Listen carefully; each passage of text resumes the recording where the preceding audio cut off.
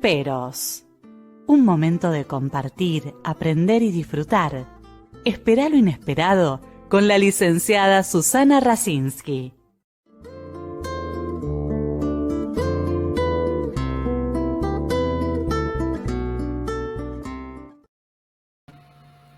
Muy buenas noches. Hoy vamos a presentar una persona joven que justamente eligió el título del programa que van a ver ustedes, la muestra ella como sujeto, como artista, como trabajadora y como curiosa. Bienvenida, Julia Montejo.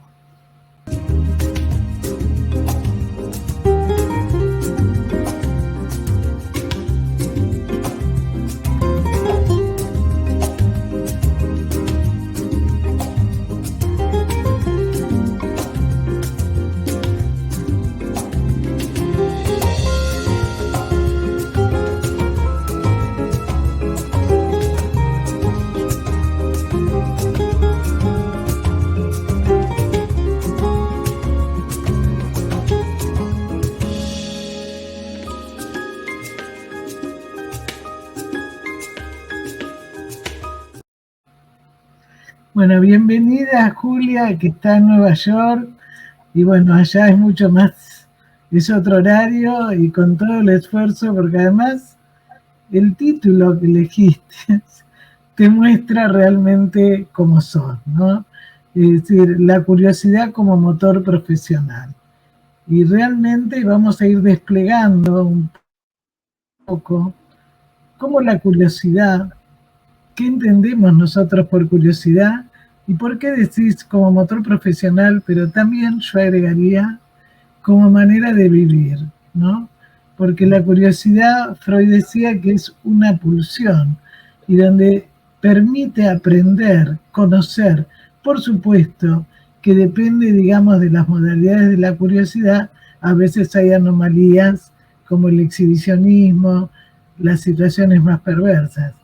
Pero digamos, Julia va a mostrar, porque pusimos algo del currículum, era imposible en la pantalla poner todo, pero vamos a ir viendo en el diálogo todo lo que venís haciendo y lo que estás haciendo ahora. Porque, digamos, entendemos por curiosidad justamente esa pulsión que segrega más serotonina, más dopamina, o sea, los neurotransmisores, esa cosa de poder investigar, de poder descubrir, que empieza cuando los niños son muy chiquitos y que a veces son anulados por los padres, no les permiten. Pero ¿cómo es tus comienzos, tu historia de tu curiosidad? Y bienvenida al programa. Gracias, Susana. Bueno, yo creo que todos nacemos curiosos, ¿no? O desde luego unos más que otros. Hay un dicho que dice la curiosidad mató al gato. Bueno, yo creo que no. Yo creo que eso es una cosa que nos han dicho para que nos controlemos, ¿no? Para que moderemos nuestra curiosidad, ¿no? Porque yo creo que la curiosidad es lo que nos lleva a sitios interesantes y a poder desarrollarnos plenamente y a poder dejar una huella en el mundo, no conformarte con lo que simplemente con lo que tienes al alcance de tu mano, ¿no?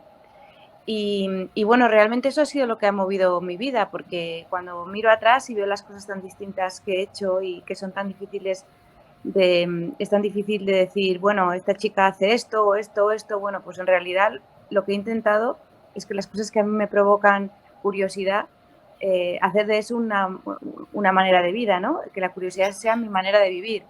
Y claro, elegir... pero vos pones algo que nosotros venimos diciendo, pero yo insisto porque realmente a los chicos, cuando se les da todo servido y donde no les permiten, yo misma cuando era pequeña preguntaba, pero me decían, no preguntes, después te contestamos en la escuela, ¿no?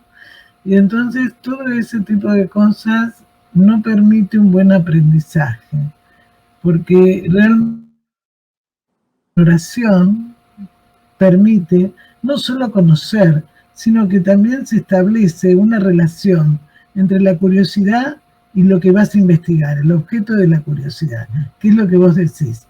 Porque cuando vos empezás con las fotos, con los libros, con los documentos, con el cine, con el teatro, con los guiones, con los cómics, es decir, es muy amplio, pero realmente, digamos, vas teniendo distintas experiencias. O sea, esa relación entre lo que investigás, descubrís y te va llevando a otras cosas, que también así se hacen los conocimientos científicos, ¿no? Es decir, que a veces por curiosidad se descubren cosas que no se pensaban. Pero si eso está anulado, la persona es pasiva y no le permite tampoco sobrevivir, porque depende de lo que el otro le dé. Y vos de todo esto haces una profesión, ¿no? ¿Cómo empezaste? Porque Julia ya estuvo con nosotros, pero hay nuevas audiencias que no te conocen y yo creo que es muy importante. Ha recibido varios premios en España, en Estados Unidos tuvo una serie que también tuvo premios. En fin, nos vas a ir contando y después vamos a pasar algún video cortito, pero yo creo que es muy importante tu mensaje, no solo para las mujeres, que es otra área que Julia está investigando, el tema de las hormonas, las mujeres, etcétera, etcétera, pero también para la gente joven, que es como que no, digamos, se queda con lo que le dan, ¿no? Muchos jóvenes, y no es justamente lo que vos haces. Sí, sí, además yo creo que estamos en un momento especialmente peligroso porque es muy fácil quedarte con lo que te dan, ¿no? Estamos como muy atrapados con las pantallas y las pantallas pueden ser un nuevo canal de comunicación o puede ser una anulación total de ese motor que tienes que poner en marcha, ¿no? Bueno, pues yo nací en Pamplona, me pareció que la mejor opción para mí era ser escritora. Y desde pequeñita estaba escribiendo, escribía pequeñas obras de teatro, escribía cuentos, escribía redacciones, ganaba premios y parecía que podía ser una opción para mí, ¿no? Pero cuando ya tenía que decidir carrera, pues lo de ser escritora me parecía que era una cosa un poco etérea y entonces me decidí por comunicación audiovisual. Estudié estudié periodismo en realidad y al final de la carrera decidí que lo mío podían ser los guiones. Entonces pedí una beca, me la concedieron de 3 años de ampliación de estudios artísticos y me fui a UCLA, a Los Ángeles. Estudié allí 3 años y bueno, me apasionó el cine, las cosas que se podían hacer con él y sobre todo la capacidad que tiene el cine y la televisión para llegar a muchísima gente. Realmente puedes llegar a mucha más gente con el cine y la televisión que con la literatura, ¿no? Y tus historias pueden ser recibidas además en todo el mundo, ¿no? No importan las barreras, no hay barreras lingüísticas, porque al final las obras audiovisuales suelen ser traducidas o, bueno, no tienen el problema de la literatura. Pero además has hecho mucho también para chicos y adolescentes, que ha tenido mucha repercusión. Sí, también es un público que me interesaba porque al final para mí significa también aprender y tener que ver cómo ahora mismo las nuevas generaciones, qué es lo que quieren, qué es lo que les gusta, qué es lo que les conmueve. Y luego creo que el ser humano es universal y siempre quiere las mismas cosas, pero siempre hay pequeños ajustes, ¿no?, en cada generación de lo que es importante, ¿no? Yo creo, por ejemplo, que ahora las nuevas generaciones no están tan interesadas en el éxito y en ganar dinero como estábamos igual en mi generación, pero están más interesadas en ser felices, en tener una vida más completa.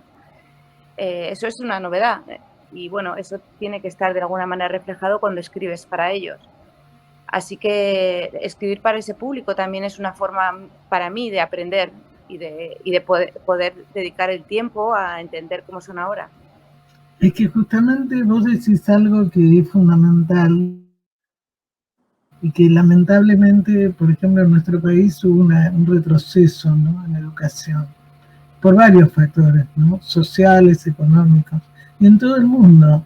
O sea, el nivel cognitivo ha bajado porque justamente, bueno, países como Suecia, Finlandia, están volviendo de nuevo a sacar las computadoras y a volver a leer, a volver a hacer dictados, a volver a estimular el pensamiento y la creatividad, porque el tema es que se va obstaculizando el desarrollo del pensamiento y del conocimiento, y es como que esperan todo por Google, apretar un botón y ya está. Y justamente lo que vos decís, que es lo que permite el desarrollo del conocimiento.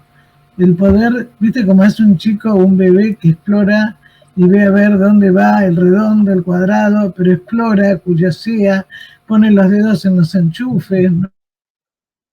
Entonces, de alguna manera, ese impulso lo lleva, digamos, a descubrir. Y vos dijiste algo también muy importante, que es cierto. Hay toda una generación todavía que trabaja para ganar dinero y no se da cuenta que después gasta mucho más en enfermedades, ¿no? Entonces, de repente, el poder encontrarse con el otro, el tomar un café, el poder mirarse, el poder abrazarse, el poder escuchar música, la naturaleza, bueno, un poco con el COVID, mucha gente decidió irse a lugares mucho más tranquilos, ¿no? O sea, lo que impacta, digamos, así como salían los animales, porque no había autos, no había gente, ¿no? Y donde de alguna manera el hombre intenta buscar, ¿no?, todo el tema de la contaminación, que vos también lo volcás. Explicarle a la audiencia, porque esto también lo has mostrado en distintas publicaciones y también en series. Sí, es que el asunto es que, claro, estamos en un momento en el que creo que estamos en un momento de transición, ¿no? Y precisamente lo que dices, cómo exploran los niños, cómo aprenden los niños del mundo, ¿no? Y tienes que utilizar todos tus sentidos, pero cuando estás delante de una pantalla no estás utilizando todos tus sentidos y sobre todo no estás teniendo contacto humano, ¿no? Y hay mucha información que te estás perdiendo, porque esto de aprender a través de las pantallas es una formación muy simplificada, ¿no? Es muy poco táctil, no puedes realmente conectar, no estás viendo el lenguaje corporal, no estás aprendiendo de muchas, de todas esas maneras, de todas esas formas con las que aprendíamos cuando no teníamos pantallas, ¿no? Entonces, realmente para los chicos, yo creo que están aprendiendo el mundo de otra manera. Y luego la información que están recibiendo a través de las pantallas muchas veces les está dando como un placer, ¿no? Un placer que están intentando como que ese placer no se sostenga, ¿no? O sea, esa manera de estar en el mundo que es scrolling, ¿no? Pantallas o consumiendo series que son muy superficiales, que no te hacen pensar, que te evaden, y esa necesidad continua de impulsos, ¿no? De estar en Instagram o en TikTok mirando estar viendo contenido en bucle, ¿no? Pero que al final no te está dejando, en ningún momento tienes un espacio libre para pensar, para aburrirte, para analizar lo que estás viendo. Nos está haciendo personas poco críticas también, ¿no? Y claro, si los chicos están desde los 10 o los 12 años, están con pantallas y esa es la manera que tienen de estar en el mundo, ¿no? De absorberlo, pues claro, es problemático, va a ser problemático de cara a qué tipo de ciudadanos vamos a estar formando y sobre todo qué tipo de personas y con qué tipo de habilidades. Claro, una de las cosas que se ve a nivel mundial es la falta de comprensión de texto y de razonamiento crítico, ¿no?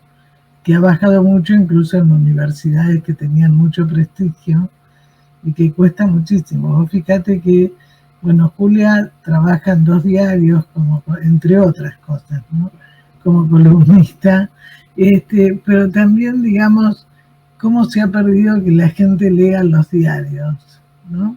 O sea, se leen los titulares y no se analiza el texto. Y en muchas casas, incluso de gente profesional, no hay libros, ¿no? Sí. O sea, sí. no. Sí, el problema es que los artículos, leer solo titulares, lo que te está haciendo es simplificar el mensaje y el mundo es muy complejo, no lo podemos reducir a golpe de tweet, porque entonces lo que acabamos haciendo es un mundo de extremos, que es lo que está pasando, ¿no? O sea, yo creo que el auge de las extremas derechas tiene que ver también con eso, con que el mundo está convirtiéndose en ese lugar donde tú estás en un lugar o en el otro, pero en un lugar muy simplificado, con que estás consumiendo mensajes que están súper simplificados, ¿no? Y eso es problemático. Y en este momento, ¿qué es lo que estás haciendo? Bueno, ahora mismo estoy en Nueva York escribiendo un libro precisamente sobre cómo abordar hoy las historias. Porque a menudo me encuentro en las aulas con futuros guionistas que cuando piensan en historias en realidad lo que hacen es replicar lo que han visto, lo que han consumido.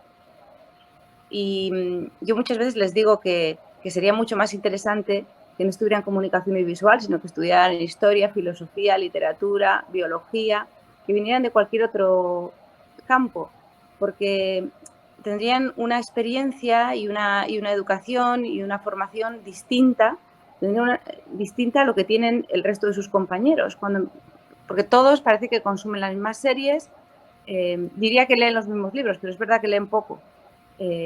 Y realmente están muy alejados muchas veces de los museos, de la filosofía, entonces el libro que estoy escribiendo va precisamente sobre cómo volver a reflexionar sobre las historias, ¿no? Y cómo comprender que el mundo que tenemos a nuestro alrededor es un mundo que hemos creado y que puede ser cambiado y que puede ser transformado y que ellos tienen un gran poder, porque ser guionista es un superpoder, tienes un poder muy grande para transformar de una manera, como dicen aquí, soft, es un soft power para transformar la sociedad y las mentalidades, ¿no? Y que no hay nada que tenga que ser de una manera porque es así porque lo hemos hecho así. Entonces de eso va mi libro que estoy escribiendo ahora. Claro, pero fíjate que vos decís algo, vos supervisás y guiás, enseñás cómo se hace un guión, ¿no? Pero también decís la falta por ahí de lectura y de conexión con la realidad. Es decir, ven imágenes o ven series y siempre sacan de lo mismo. Como que esto se ve a nivel mundial en los programas de televisión. No hay creatividad, es todo lo mismo, ¿no? Y cuando vos te encontrás, también me ha pasado a mí, es muy difícil encontrar gente que haga la publicidad, pero con creatividad. A veces, yo estudié hace muchos años publicidad, cuando era un momento en el 80, 81, que acá no se veía mucho eso y por supuesto uno no podía vivir de eso. Pero el tema ¿cuál es? Cuando también salen ahora de la facultad, salen con esquemas muy rígidos. Entonces es todo lo mismo, no se adecúan a situaciones nuevas. Y les cuesta muchísimo porque recitan lo que les enseñaron, pero no está lo que vos hacés, ¿no? A ver, yo, ¿cómo lo siento esto? ¿Me gusta, no me gusta? ¿Qué hago? El otro día yo lo comenté en un programa que hay un grupo musical que a lo mejor vos lo conocés, que no es real, es virtual, pero es el que más seguidores tienen los chicos. Entonces, ese tema, ¿no?, de la inteligencia artificial, que te dice, bueno, yo a lo mejor no le puedo contestar todo, porque no está el afecto. Y vos en las series que haces, en las historias, en los libros, siempre manejás la intuición y las emociones. Tanto en los videos, digamos, en los cómics, en todo, ¿no? ¿Pero por qué? Porque hay una vivencia, una experiencia vivencial que lo hiciste a través de la curiosidad, ¿no? Porque empezaste, digamos, escribiendo, pero después cuando hiciste las series en televisión, que ¿te acordás cómo se llamaba la que tuvo el premio? Bueno, he tenido, ahora mismo tengo Jugar con Fuego, la que es muy multipremiada es una película que hice en Estados Unidos que se llama Sin Retorno, No Turning Back. Exactamente, Sin Retorno. Sí, a ver, el tema es que nosotros... La de la TV era Las Siete Vidas. Empecé en televisión con Siete Vidas, sí. Por Siete eso. Vidas también es muy premiada. Siete Vidas, Mis adorables vecinos, Cuestión de sexo, casi todas las series han sido series de mucho éxito en España. Yo creo que lo de las emociones es algo que, por supuesto, es el corazón de las historias, ¿no? Que las historias sean emocionantes. Pero cuando yo digo que tengo curiosidad, creo que la curiosidad, creo que estamos un poco en un mundo que está un poco dominado por las emociones, ¿no? Y empieza a haber poco raciocinio a veces, poco sentido común. Y precisamente yo creo que la parte racional viene de estar preparados, de tener cultura, de ser leídos, y eso es lo que estamos alejándonos un poco de ello y estamos ya manejando un mundo en el que parece que todo es me apetece, yo siento, yo... Y ese mundo es un mundo peligroso porque nos va a llevar a sitios que no nos convienen en el fondo, ¿no? Me apetece hacer esto, me he levantado queriendo comer esto, queriendo tener este plan, y si no puedo, estoy frustrado, ¿no? Pero, como digo, son cosas distintas, ¿no? Al final, las emociones que yo manejo como creadora la emoción es esa manera que tengo para llegar al público, para conectar con él. Pero además de conectar con él, quiero contarle algo. Quiero contarle algo que es algo que está muy pensado desde un lugar intelectual. Entonces, para mí, las emociones me permiten esa conexión. Pero si no hay vos dijiste algo que es muy importante, ¿no? Que es poder pensar. Y para poder pensar tiene que haber una experiencia de satisfacción afectiva. Hay un autor, Bion, que lo venimos hablando, Ferenczi, distintos autores, pero que justamente si ha fallado esa experiencia no se puede. Vamos a pasar alguna imagen que tiene preparada Adrián y vos vas a comentar algo. ¿Te parece, Adrián? Claro.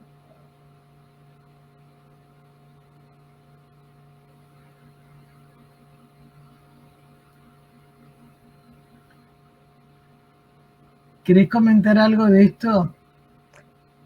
Bueno, esto es una novela muy querida para mí, es una novela que escribí porque me interesaba mucho indagar sobre los vascos que habían estado en Islandia en la época de la captura de ballenas en 1615.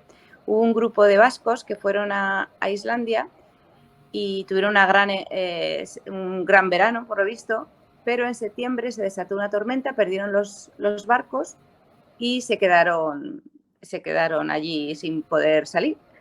Entonces, bueno, en aquella época Islandia estaba gobernada por los daneses y tenía una ley que prohibía que hubiera extranjeros durante el invierno en Islandia. La razón era porque no había comida para todos, para mantenerlos a todos. Entonces promulgaron una ley en la que permitían a los islandeses matar a todos esos vascos. Esa ley no fue derogada hasta el 2015. Bueno, obviamente se quedó de esa manera y ya está. Entonces yo construí una historia sobre ese grupo de vascos que se quedó atrapado en Islandia y sobre las cosas que tuvieron que hacer para sobrevivir durante ese largo invierno. Porque había leído una historia en un libro de un antropólogo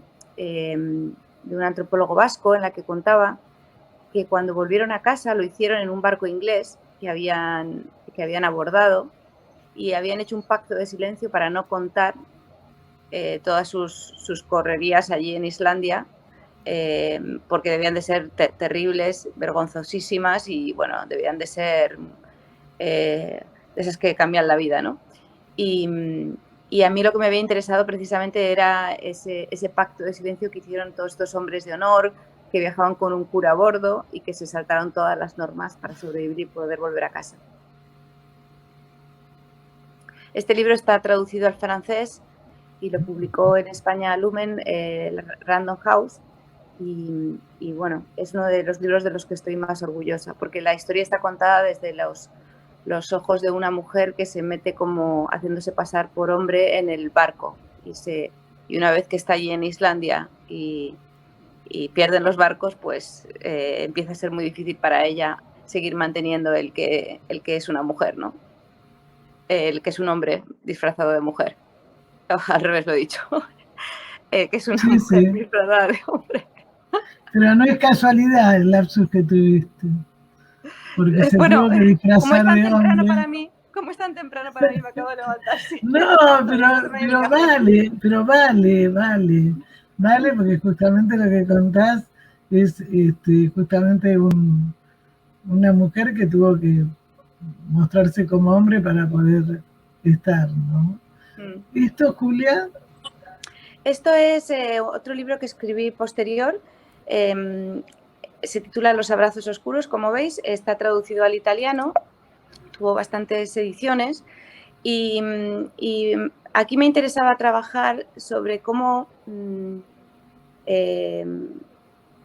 sobre algo que leí de Janet Malcolm, la periodista norteamericana, que dice que vamos por la vida pues olvidando un poco, montándonos películas sobre cómo hemos sido, sobre nuestro pasado, ¿no? Y montándonos películas sobre lo que tenemos a nuestro alrededor y que en realidad la realidad es distinta, es subjetiva y bueno, que eso puede traer consecuencias, ¿no? Entonces esto va sobre una mujer que ha salido de un pueblo que se crea alrededor de una mina y luego, pues muchos años después, de una vida muy exitosa, pero no recuerda exactamente cómo fue su infancia y su juventud, ¿no? Ella tiene una idea de cómo fue que no tiene nada que ver. Y bueno, todo eso que pasó en su adolescencia va a regresar a ella. Y va sobre eso, ¿no? Sobre cómo a veces tenemos mucha seguridad de que hemos conseguido todo en la vida, de que tenemos éxito, de que tenemos la familia que queríamos, que tenemos el trabajo que queríamos, pero todo es frágil. Y parte de esa fragilidad tiene que ver también con el pasado. Pero además en todo lo que haces has tenido muchísimos premios, que no es fácil. Eso es como el pintor que puede hacer obras buenísimas y no las puede vender. Y vos no, pero sos realmente una trabajadora, porque vos misma te producís, difundís, todo.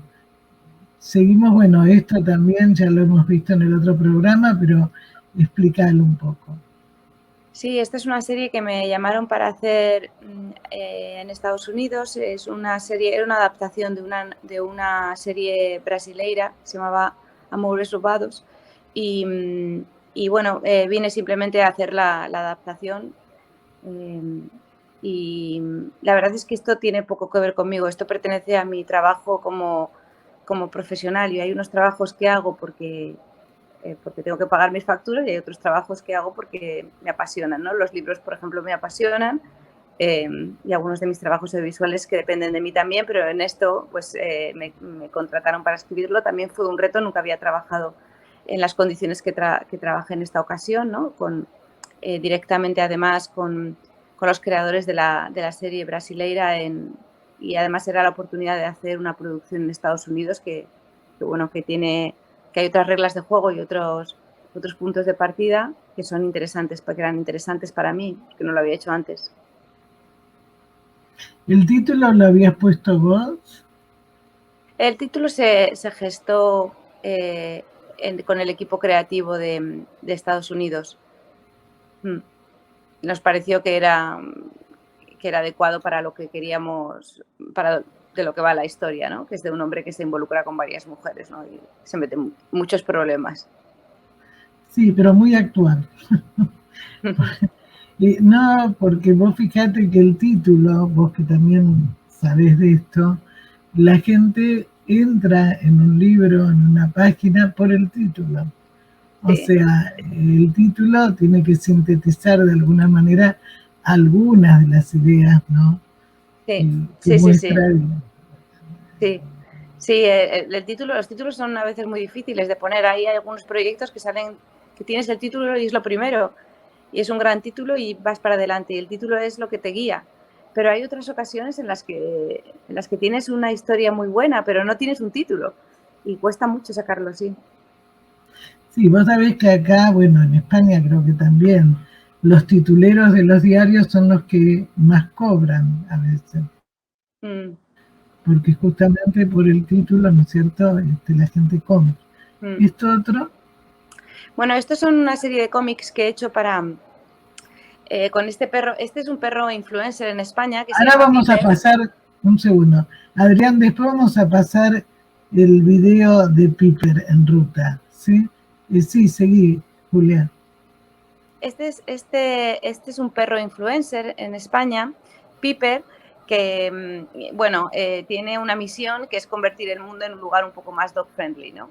Entonces, el dueño de Piper me llamó para preguntarme si me interesaba escribirle una serie de cómics, que a ver qué se me ocurría, de qué podían ir los cómics, ¿no? Y para niños. Y entonces pensé que los libros que más me habían gustado en la época en la que yo tenía, pues eso, entre 6 y 9 años, eran los libros de aventuras, los libros de detectives. Así que creé esta saga, que son Piper y su dueño. Son dos detectives viviendo aventuras, ¿no? Piper es un perro muy curioso, joven, no tiene nunca miedo a nada, y su dueño, que se llama Pablo, es más conservador y mucho más serio y bueno, está siempre más preocupado por los líos en los que se meten, ¿no? Entonces escribimos un primer volumen, lo compró Alfaguara Juvenil y luego nos pidió un segundo y ahora mismo estamos planteando hacer el tercero. Fantástico. Claro. ¿Qué respuesta, si has estudiado o has investigado, qué te dicen los chicos cuando lo ven? Uy, los chicos les apasiona, porque además estamos en un momento en el que muchísima gente tiene perro y los perros realmente son unos animales que acompañan muchísimo, que dan muchísimo cariño y de hecho hay personas a las que les viene especialmente bien tener un perro, ¿no? Y bueno, los críos les ha sorprendido mucho. Hemos estado, sobre todo Pablo ha estado mucho por colegios intentando que los niños comprendan la responsabilidad también que es tener un perro, cómo hay que cuidarlo, cómo hay que pues eso, alimentarlo bien, en muchas ocasiones adiestrarlo, que no es un juguete. Y bueno, a los niños les encantan. Las aventuras de Piper han tenido mucho éxito. Vos sabés que acá en la Argentina se hace también terapia con animales. Y justamente el lunes estuvo una colega que trabaja en la Suprema Corte de Justicia en el tema de abusos sexuales. Y se ha incorporado el perro. Es decir, cuando el niño tiene que ir a declarar, le permiten, ahora que tienen 3 perros, que el nene puede jugar, todo como para ir animándose más, ¿no es cierto?, a poder hablar, y cuando pasa por la cámara Gesell y declara, y está, porque ahora es con un psicólogo infantil, no con el juez, entonces le permiten volver a ver el perro. Es decir, es muy importante, porque justamente en la pandemia, una de las cosas que se vio que mucha gente compró para tener mascotas, porque no toleraba la soledad. Entonces, nosotros lo vemos mucho, bueno, yo en el consultorio acá en Buenos Aires hay mucha gente que no ha regresado a lo presencial por el tema de las manifestaciones, de la inseguridad, etcétera, etcétera. Entonces todos te muestran desde el hogar, conejos, perros, gatos, de todo, que aparece en la sesión. O sea. Sí, bueno, nosotros uno de los mensajes es que adoptemos y no compremos, eso es lo primero, porque ya hay bastantes perros en el mundo, o sea, ese es uno de los mensajes más importantes que damos siempre. Y sí, a mí me ha llamado la atención que incluso en Nueva York ahora he visto perros con el chaleco de emotional support, o sea, que ya no solo son perros guías, sino que son el emotional support, y está aceptado y pueden viajar contigo a cualquier sitio, ¿no? Entonces sí, efectivamente, los perros son unos grandes amigos, grandes compañeros. Sí, bueno, yo tengo una sobrina que está, bueno, socorre perros, ha sacado de abusos de humanos, bueno, hace toda una tarea humanitaria, aparte de entrenar los perros y de todo eso, pero ella pedía, por favor, que después de las vacaciones, que muchas veces no llevan a los animales, no los dejen abandonados. O lo mismo cuando se abrió con la pandemia, porque mucha gente los maltrata, los usa, ¿no? Bueno, vamos a ver si podés, Adrián, pasar el video, que es muy cortito, para ver un poquito de Piper en ruta. Buenos días, Piper. ¡Qué suerte que por fin hayas podido venir a vernos!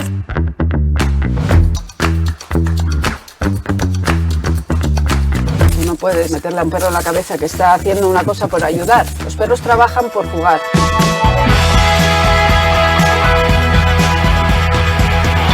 Piper, vamos a intentarlo.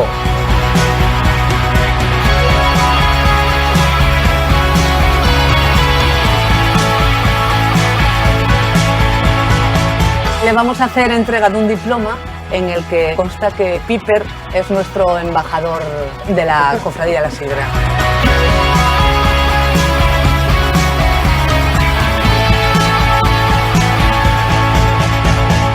Ay, Piper, ¿cuánto nos queda por descubrir?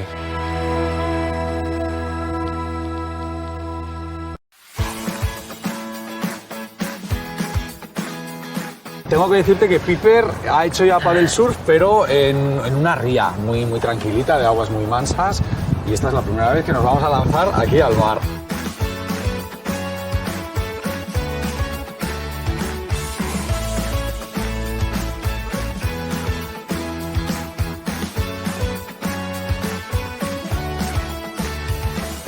Hemos quedado con una experta en Palma que ha preparado un recorrido especialmente diseñado para ti. Son las gárgolas, son animales terroríficos.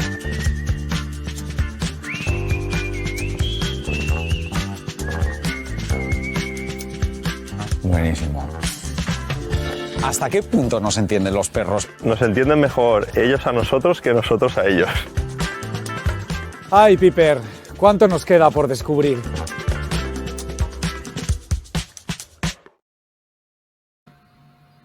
Divino, aparte. Sí. Hermoso. Sí.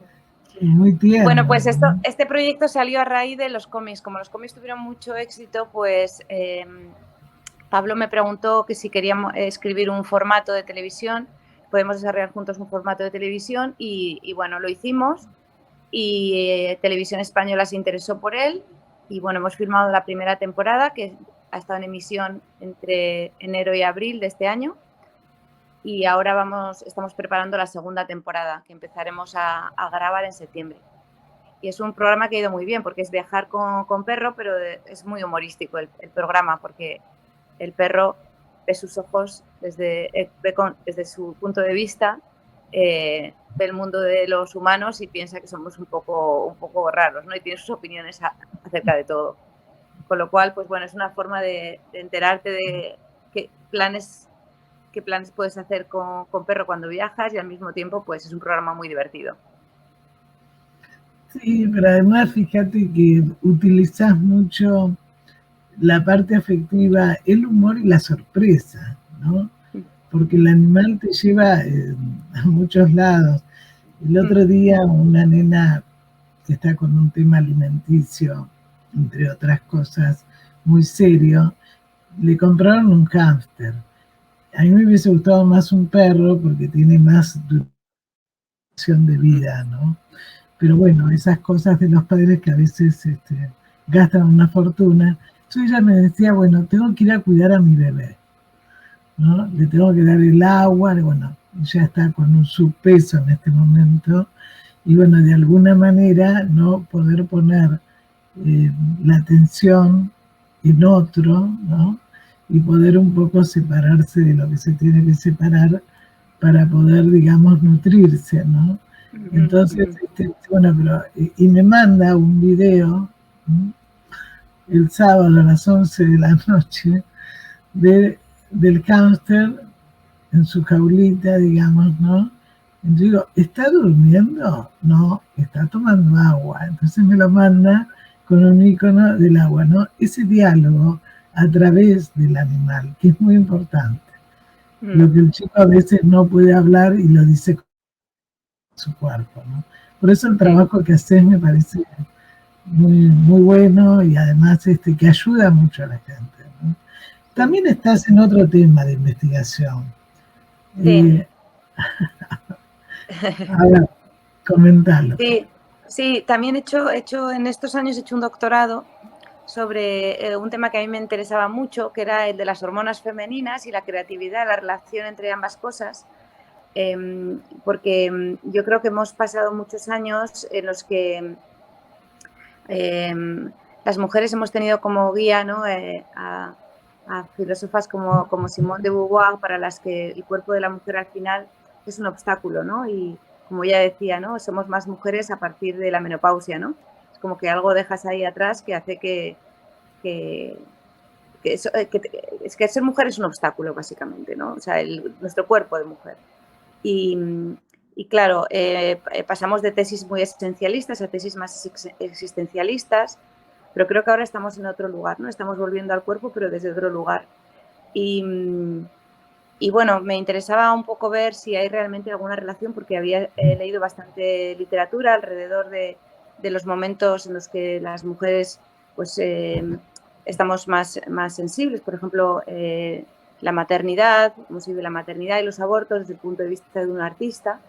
Y bueno, desde siempre, ¿no? La época en la que cuando uno tiene esa pulsión creativa, la época en la que explota es la adolescencia, ¿no? La adolescencia es un momento que hormonalmente estamos todos muy pasados de rosca, ¿no? Entonces me parecía interesante que la poesía es el momento, en el momento en el que uno empieza a escribir poesía, es ese momento, ¿no? En el momento de la revolución hormonal. Y luego también había leído que muchas mujeres escritoras comentaban, ¿no? que qué momento tan bueno estaban teniendo alrededor del climaterio y la menopausia. Entonces, bueno, me pareció que lo que tenían en común todos esos momentos es ese cambio hormonal. Así que, bueno, me propuse hacer una investigación seria que ha sido mi doctorado sobre la pulsión creativa en esos momentos, adolescencia, el periodo premenstrual y luego los climaterios y los abortos, el embarazo y los abortos y el climaterio y la menopausia, ¿no? Y realmente si estamos o no estamos más creativas en esos momentos las escritoras. Mira, a mí me parece un tema muy importante y hemos hecho varios programas sobre lo femenino, la femineidad, todo lo que está pasando ahora, donde a veces los colectivos, entre comillas, feministas, terminan siendo, como todos los sismos, muy dogmáticos, ¿no? Y se confunde lo que es la femineidad, con todo lo que vos estás diciendo, a lo que es lo femenino y lo que es también defender el género, ¿no? Y se hace lo mismo que nos atacaban a nosotros o nos ponían en un lugar muy inferior. Hay estudios hechos, y cada vez más vemos nosotros, que hay chicas que a los 9, 10 años se desarrollan ahora, muy tempranamente. Y realmente está asociado a situaciones de mucho estrés, de muchas situaciones traumáticas, que uno ve muchos trastornos hormonales que es por causa emocional.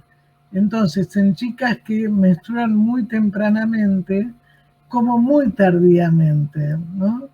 Y donde justamente la creatividad, por ejemplo, el escribir, el hacer teatro, las ha ayudado a poder asumir mejor su femineidad, porque en esto tiene que ver mucho los padres, cómo se ve el cuerpo y cómo lo ven los padres, si le permite crecer o no.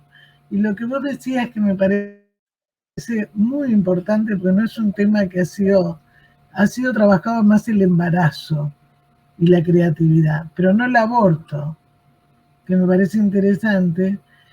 Cuando hay una pérdida, cuando hay duelo, cómo por ahí se puede reparar, sublimar con la creatividad. Bueno, en realidad, a ver, Es que todo esto es un tema súper complejo, ¿no? Y bueno, las razones por las que se menstrua antes yo creo que tienen que ver sobre todo con razones que están relacionadas con la alimentación y los entornos, ¿no? Pero la creatividad es algo que ponemos en marcha para recuperar el equilibrio. Entonces, los momentos en los que estamos particularmente sensibles, nos sentimos vulnerables o frágiles, o están pasando cosas a nuestro alrededor, ya sean de orden biológico o de orden, o sea, algo externo a nosotras, pues las personas que tienen esa pulsión creativa la utilizan para recuperar el equilibrio. Ese sería más o menos el resumen, ¿no? Entonces, claro, las cosas que nos pasan a las mujeres por ser mujeres en ciertos momentos, y esos ciertos momentos pasan para muchas una vez al mes, pues son esas pequeñas revoluciones que podemos jugar a favor o verlas como un drama, ¿no? Y está claro que no significan lo mismo para unas que para otras, ¿no? Porque hay mujeres que realmente sufren mucho con el tema hormonal o tienen problemas de endometriosis o de 1000 historias, ¿no? Que pueden hacer su vida un poco un infierno, ¿no? En ciertos momentos del mes o en ciertos momentos de su vida. Entonces, pero lo que es cierto es que para todas, todos los meses y todas cuando tenemos embarazos, cuando tenemos abortos, cuando pasamos por la época del climaterio y luego empezamos la menopausia, es cierto que sentimos que nuestro equilibrio se pierde y que tenemos la sensibilidad más a flor de piel, más exacerbada, ¿no? Y en ese sentido, pues la escritura o la creatividad en general puede ser de gran ayuda, ¿no? Para ayudarnos a recuperar el equilibrio. Yo creo que las mujeres, si nos ha gustado tener belleza a nuestro alrededor, no sé, es que yo creo que la creatividad se manifiesta de muchas maneras, no solo escribiendo, pintando, pero también cocinando, también vistiéndose muy bien, también apreciando la colocación de un cuadro, haciendo cualquier labor, todas las labores que hemos hecho siempre que han sido como más femeninas, ¿no? Y que tienen que ver un poco con apreciar la belleza y también con cuidar a los demás. Y bueno, ese tipo de cosas nos hacen sentir mejor y nos hacen sentir mejor. La creatividad nos hace sentir mejor porque nos conecta con el mundo de alguna manera. Y esa sensación de fragilidad hace que se aminore. Totalmente de acuerdo, no solamente con el arte. O sea, la creatividad es lo que pasa que muchas veces la persona que ha sido frenada en ser como quiere ser y no se da cuenta, se frena en todo. Entonces, por ejemplo, en los momentos de ovulación, en los momentos como la menopausia, hay gente que no lo tolera, que está en cama, que está con calores, etcétera, etcétera. Cuando empieza a ver qué significa ese momento de la vida y lo puede elaborar, lo pasa muy bien. O sea, el tema es también permitirse lo que a lo mejor en su momento fue condenado, ¿no es cierto? El sentir, el poder excitarse, el poder ver, el poder imaginarse, que se lo permita y que de alguna manera puede salir adelante. Porque tu mensaje, ¿no es cierto?, es cómo en momentos tan vitales como son la pubertad, la adolescencia, el climaterio, ¿no?, el embarazo, bueno, cómo de alguna manera o ponemos en la pulsión de vida o ponemos en la pulsión de muerte, ¿no? Y en eso creo que es muy, muy bueno, ¿no?, lo que estás haciendo. Hombre, no solo depende de la persona, además, porque también depende de los patrones culturales, ¿verdad? Porque muchas veces hay una razón por la que hay grupos de mujeres, cuando se hacen las estadísticas, que hay grupos sociales pues que dependen mucho pues, de la religión que tengas, por ejemplo, de si trabajas o no trabajas. Hay muchas cuestiones alrededor de cómo vas a vivir tú todos esos momentos en los que estás vulnerable o te sientes vulnerable o porque están pasando cosas por tu cuerpo, ¿no?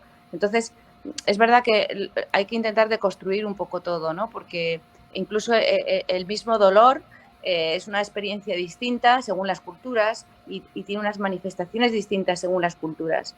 Entonces, por eso digo que es un tema muy complejo, que tiene muchas aristas. Sí, yo creo que es importante lo que se está haciendo en varios grupos interdisciplinarios, porque en esos ciclos vitales que producen cambios en el cuerpo y en la vida, si la persona tuvo otros duelos, se vuelven a reactualizar. Entonces es importante que en esos momentos, si la persona se siente mal, pida ayuda, ¿no? Porque lo que vos decís también es cierto. Las culturas influyen mucho y el contexto donde está la mujer, qué es lo femenino y cómo todavía en algunas culturas, como en algunos lugares islámicos, es directamente condenado, ¿no? Es lo mismo que usar la toallita o la no toallita, no toda la vergüenza. Por eso hay muchas cosas que no podemos no tener en cuenta el contexto cultural. Bueno, antes de despedirte yo voy a anunciar el próximo programa y te dejo el cierre del programa con lo que vos quieras decirle a la audiencia. Te va a ver gente de Latinoamérica, aparte de Argentina, de otros lugares que nos ven siempre, de Israel, de Uruguay, bueno, y de España, por supuesto, y de Italia. Bueno, el próximo programa va a estar la licenciada Mónica Toscano, que nos va a hablar sobre los grupos violentos. Así que, bueno, gracias, Julia, y bueno, nos volveremos a ver en algún momento y nos vas mandando todo el material nuevo para que nosotros lo podamos seguir difundiendo. Te dejo el cierre del programa. Un abrazo. Pues gracias, muchas gracias, Susana. Yo creo que el cierre del programa es mi principio. La curiosidad es lo que nos mantiene vivos, lo que nos hace crecer bien, lo que nos lleva a lugares que no conoceríamos de otra manera y lo que nos hace seguir creciendo y sacando la mejor versión de nosotros mismos. Así que no se nos olvide y que la pongamos en práctica. Bueno, muchísimas gracias, un abrazo muy fuerte. Y gracias por la madrugada. Gracias. No hay de qué, está un poco espesa. Bueno, gracias.